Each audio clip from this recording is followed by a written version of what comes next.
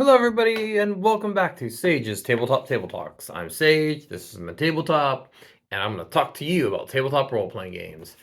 I know we've been very inconsistent as of late. There's been a lot going on. Obviously need more bran in my diet because my consistency is way out of line. But we're back in business. I'm fully moved into the new place. Wife had a medical issue taken care of. Well, it's in the process of being taken care of. And yeah, here we are. So yeah, I know this is a day late, but I think we are back on the right track now. Anyway, so today's episode, I am going to review All Flesh Must Be Eaten. Unfortunately, I don't have my book. I let someone borrow it and never got it back, but that's okay. I reread the PDF recently, and I played it a couple times, and I remember a good portion of it. So here we go. All Flesh Must Be Eaten is from the Unisystem, and I like the Unisystem. It's not my favorite, but I think it's a pretty decent system.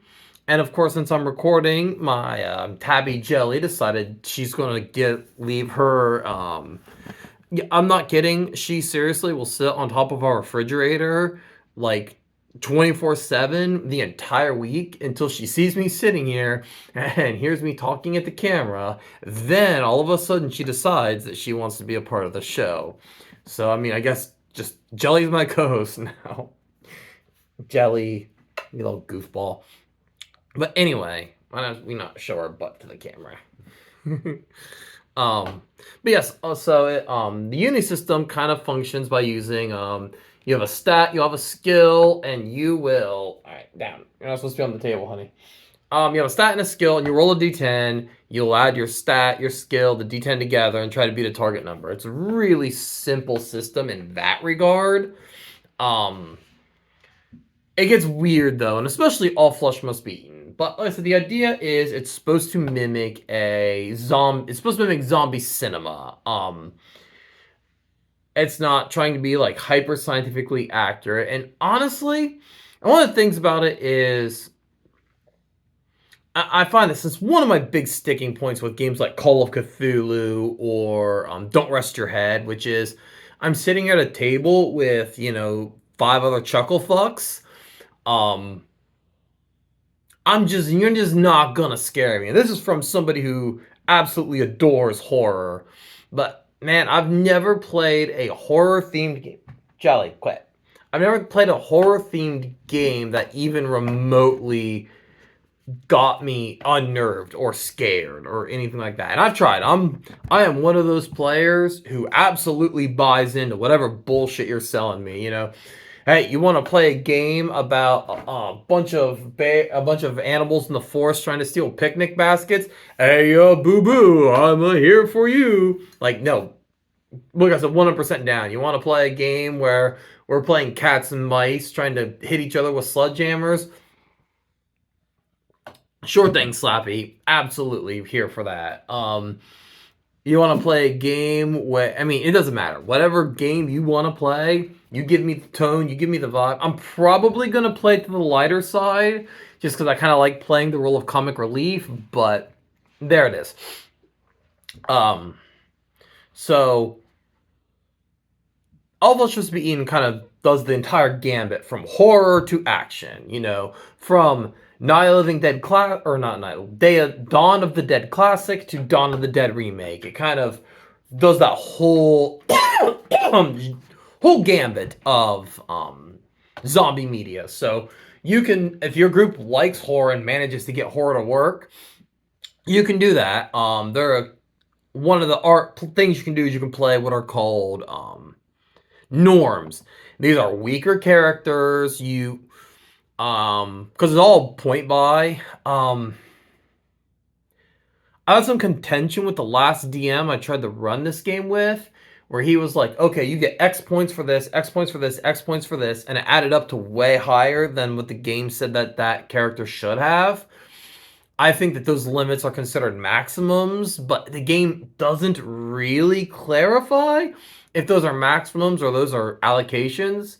Because he didn't actually run it.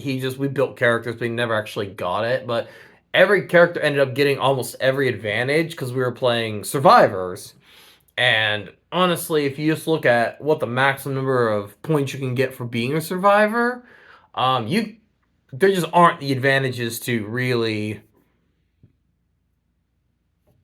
feed that, to really take that into account. That's why I think that honestly, the numbers given, I think it's like 20 points in attributes, 30 points in skills, and then like 30 points in 35 in skills, 30 in advantages, which are effectively Dungeons and Dragons feats. If you were those of you who play D&D, um, who are only familiar with Dungeons and Dragons. Advantages are kind of like feats, but they're not perfectly weighed because one might cost one. Like being attractive is a 1 point, but like having magic, which is in the game, costs like 5, I think. Anyway, so yeah. But like I said, the game doesn't exactly make it 100% clear where that lies, so whatever. Um, but yeah, there's norms, which are weak characters, survivors, and those are going to be more your actiony characters. These are soldiers and scientists and things like that. And then there are what are called the inspired, who have magic. You have to spend points to get these magic, and it's just not worth it. You'll end up burning like 20 points to get like a basic detect evil spell and like a heal spell. So like that's all your character will do. Not really worth it. Playing Inspired kind of suck. Inspired and Survivor come with the same point total, like 50 points or whatever, 60 points, whatever. I don't remember the exact numbers. And PDF is actually on my phone, so I can't. And then norms are like 40, I think. 35, 40 points total, something like that. So you can put inspired and survivors together, but if you put norms, they're just going to be full on weaker than survivors and inspired. So obviously just not mixing norms with anything but norms. But anyway, yeah, so you get some attributes. It's like strength, agility, stamina, intelligence, perception, willpower. And you got a bunch of skills, and and then you get your advantages. And like I built a martial artist. I built like a mall ninja. So he had like unarmed strikes, and he had like proficient, like so it's like unarmed strikes did extra damage. He had like extra health, things like that. Because I just wanted to make like a brawler. I'm just trying really hard to make like a Master Ken type character. Unfortunately, to build Master Ken, you would need like 120 point allocation. So I was gonna have to work my way up to actually being like Master Ken, like who's able to, block bullets and catch them out of midair and things like that. However, my character does always restomp the groin. But anyway, so yeah, you built, and and of course there are, as games with advantages have, disadvantages. And as I have put in previous videos, disadvantages are a terrible thing to put in your game. I've seen one game do it kind of okay, which is the hero system, which is an absolute mess of a system. However, I do think that they've handled disadvantages. Oh no, Mutants and Masterminds. These are the only two games I've seen actually handle it with any kind of real goodness, for lack of a better word, which is basically how they handle it is Mutants and Masterminds handle it where you buy them, but they don't give you bonus points. They just, if it comes up during gameplay, you get inspiration. They call it hero points, inspiration. And hero system just says, okay, you build a 300 point character, you have to take 75 points in flaws. That's just how it works. This game does what they all do, which is you buy disadvantages, and you get those disadvantages give you bonus points to spend on advantages. And let's say game says 10, you can have up to 10 points in disadvantages. Why would you ever not take 10 points in disadvantages? And some of them are dumb shit like, every single game has phobia. And you can easily get 1 point of disadvantage there by taking a stupid phobia like, you know, fucking testodyctophobia or things like that. I can't remember the technical phobia for long words is called. It's a huge word. It's a big funny joke, but triskaidekaphobia is the fear of the number 13. And for the DM to make those come up, he would have to really push like a lot of logic. So, you get easy 1 point there, right there. And some things like bad breath. I don't remember if that's an all flesh supposed to be eaten. It's in GURPS, which GURPS is the worst fucking disadvantage system I've ever seen in my entire life. GURPS is a mess. I'd like to talk about GURPS one day, but I have to actually play it, which is an impossibility. But yeah, anyway, so yeah, you buy 10 points because why would you not buy 10 points in disadvantages? And you'll buy a couple of major disadvantages that actually part of your character. Like maybe like if you have a character who is like part of your character is supposed to be like they were traumatized by, whatever, they were in a house fire and they might have like pyrophobia, which would be a major phobia because fire's going to come up all the time. Yeah, okay. Or maybe they, go to a catatonic state when faced with certain problems. So you'll get like 5 to 7 points right there, but why would you not take the full 10? You're going to. So you end up with dumb shit that doesn't matter. And as always the case, I cannot stress this enough. Good role players are going to roleplay characters whether the fault is actually listed on the character sheet or not. The game I'm currently in, I was a player who has low intelligence, and they have a running thing where they're afraid of bridges. And this is Dungeons & Dragons 5th edition, so he gets no points for playing this character. But he's afraid of bridges because he doesn't understand how bridges work. He thinks it's black magic. And my character is a farmer. He's not particularly smart too, but I was kind of looking, and from just whatever he got, he has a carpentry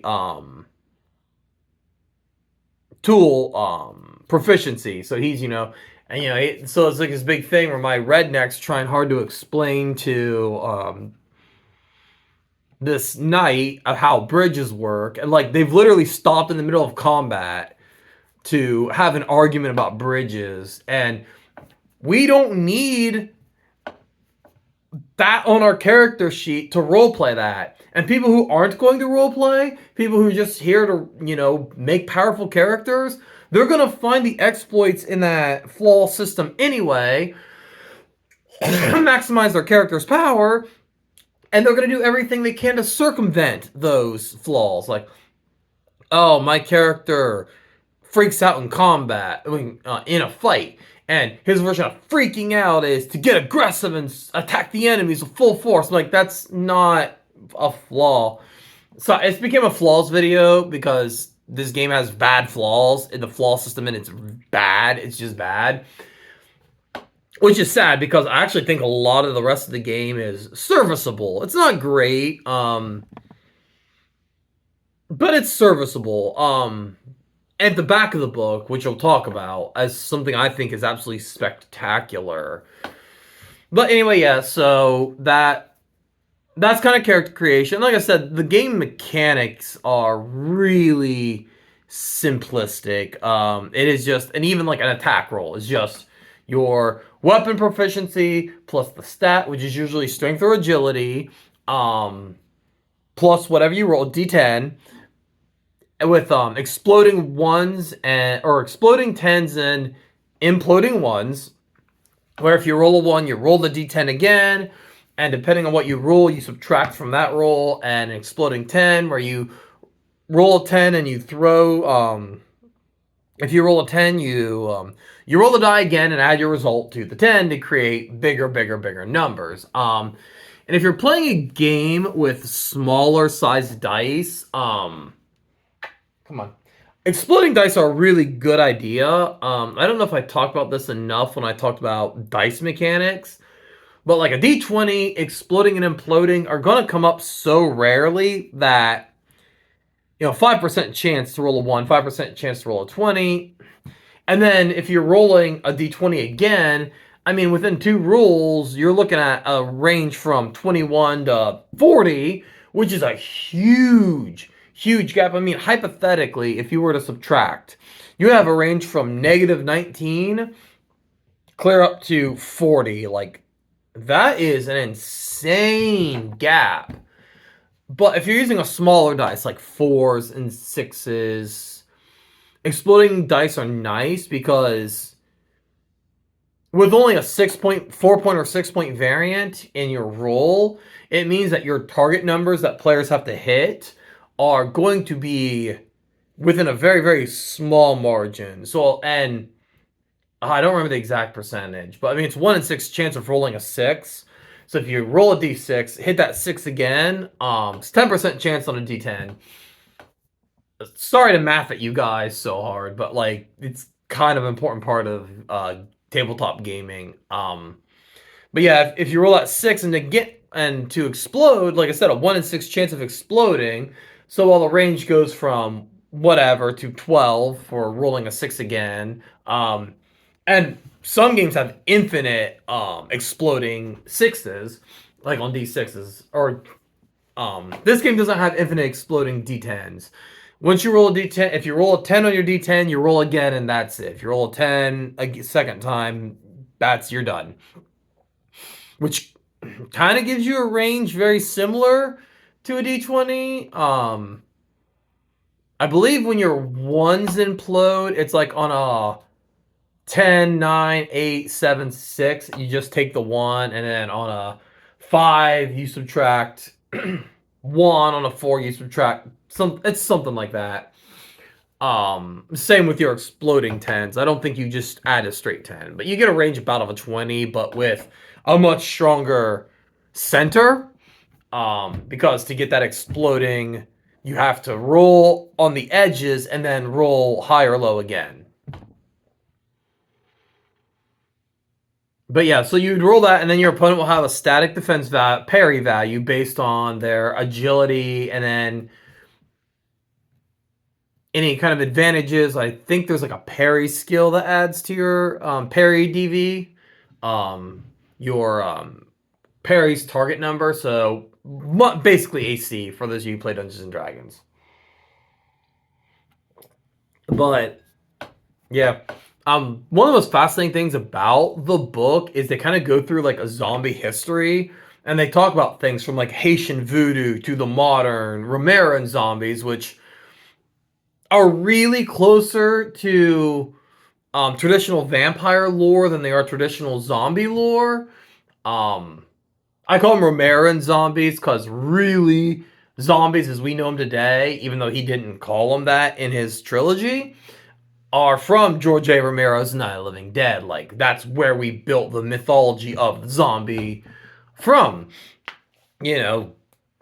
Destroy the brain to kill it. They, shambling corpses that, eat the flesh of the living, and, a bite will turn you into a zombie. Even though Romero's world, that's not exactly how it worked.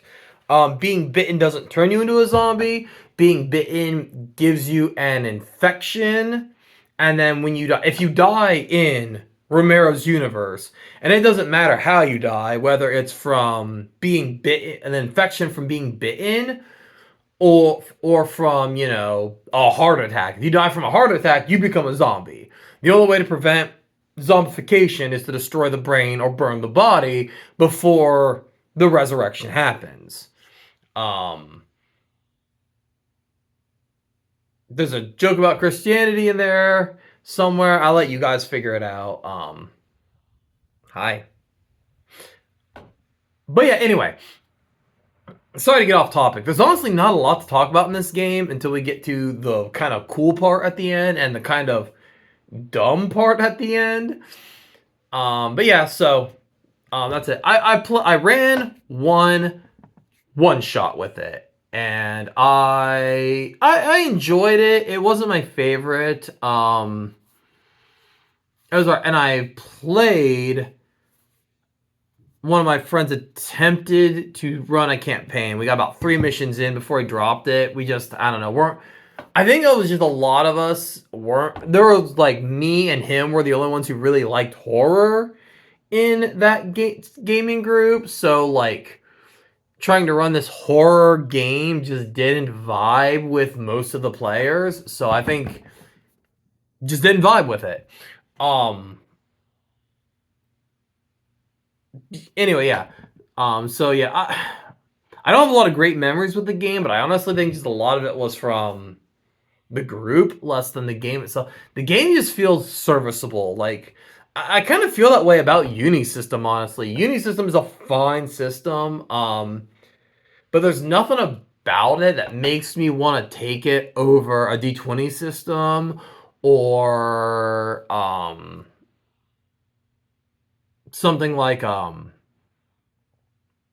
of the more fun chaotic systems like Danger Patrol or like the advanced game or the adventure gaming engine, things like that. It feels like a stripped down version of a D20 game, and that's fine. It is what it is. It's never really clicked with me.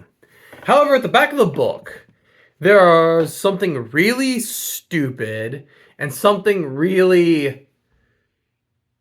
But it's stupid in almost like a fun way, kind of. Yeah, I'll talk about that last. We'll make that the last thing I talk about. But what's in the back of the book that's really cool is they have a build a zombie system.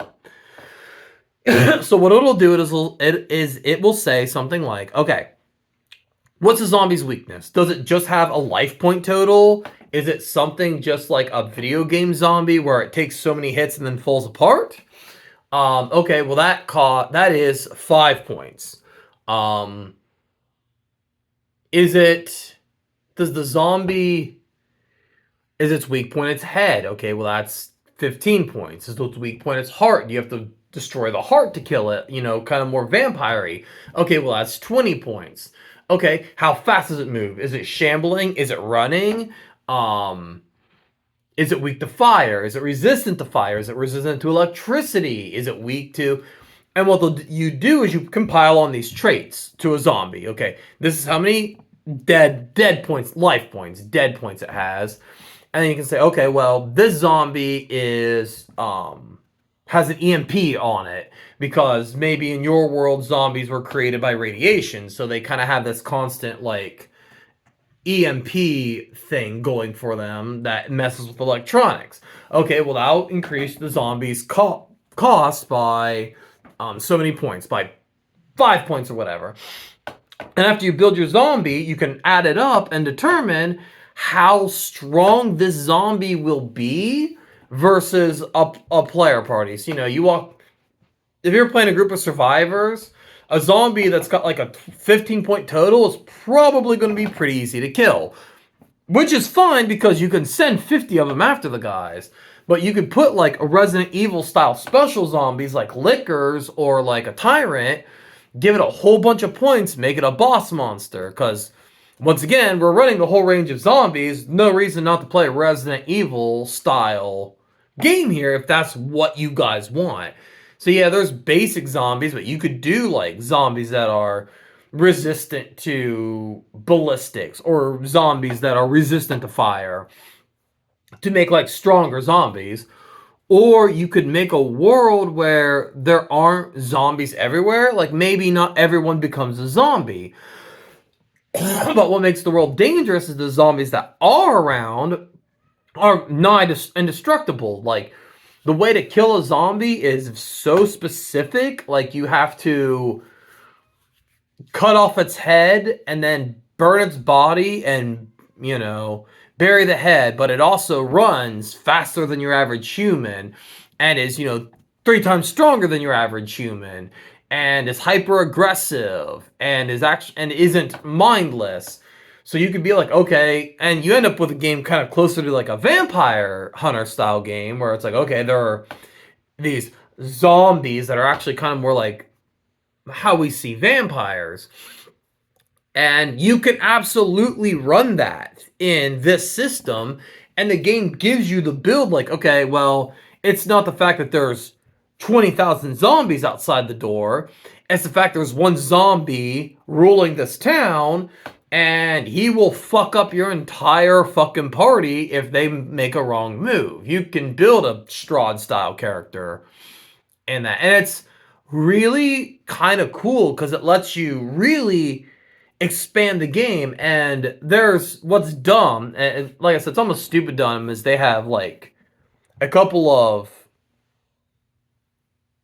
world scenarios in the back, and they do play with that. Like my favorite one is the one about radioactive zombies, where the cities are dangerous because nukes went off in all these cities. So like, or like areas. So like you have these massive irradiated areas, and the zombies have to stay within these areas. They have to stay within the irradiated areas because as they leave, their radiation that keeps them moving makes them weaker. But at the same time, you know, the players are trying to get in there to get supplies because, you know, like the water is becoming toxic because of the radioactive runoff. So like they have to go into the city and try to scavenge bottled water and canned food. And so like it creates this thing where it's like, okay, the players are like runners trying to get in, get him. But like when the zombies are within the city limits, they're unstoppable. You just can't kill them. You can shoot them and burn them and all day long, and they just won't stop. And like the best you can do is try to incapacitate them long enough to get out. And you can't use radios because the free radicals, the free radical electrons are fucking up electronics, so you can't like radio while you're in there. So it creates kind of an interesting world. But a couple of the scenarios are so weird. Like there's one where the zombies are,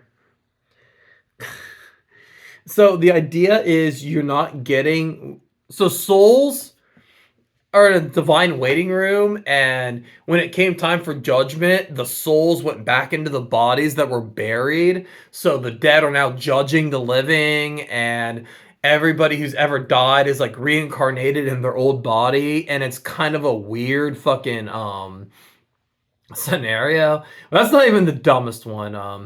One that's kind of okay is one where there's like a chemical runoff in um rural area, so like the plants that the animals and people are eating are zombifying them, and that one's all right but kind of weak. But there's one where, and I love this is the uh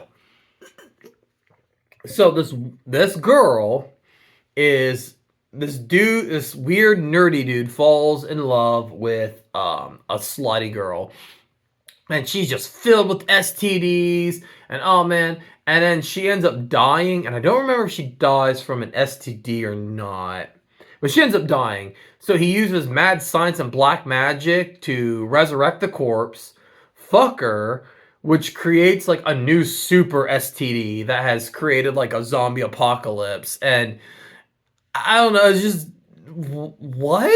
what is this scenario like I guess you could like get, if there's too much going on for all this, like you could kind of do like the contracted thing where it's like an STD collected from fucking corpses, or you could do the black magic thing.